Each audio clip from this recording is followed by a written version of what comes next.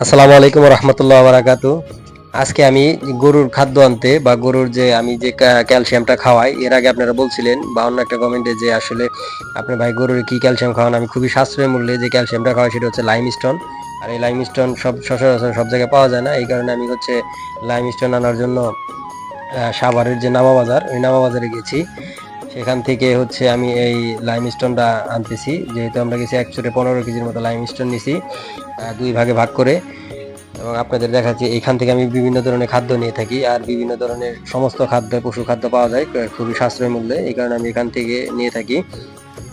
আমি এখন যে দেখতে পাচ্ছেন 9 কেজি হয়েছে, এটা আমি 10 কেজি নিব, আর আরেকটার মধ্যে হচ্ছে 5 কেজি নিব।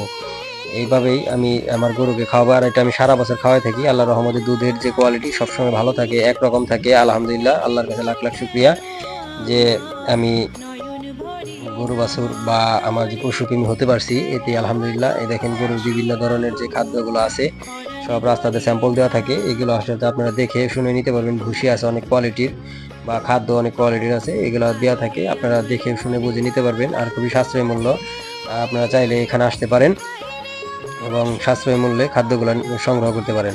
এবং পশু পাখির এবং খামারের জীবনযাত্রা মান উন্নয়নের জন্য সাশ্রয়ী মূল্যে খাদ্য এবং খাদ্যের দিকে নজর দিবেন, ইনশাআল্লাহ লাভবান হবেন। সবাইকে আমার চ্যানেলটা সাবস্ক্রাইব করার জন্য অনুরোধ করা যাচ্ছে। ধন্যবাদ সবাইকে।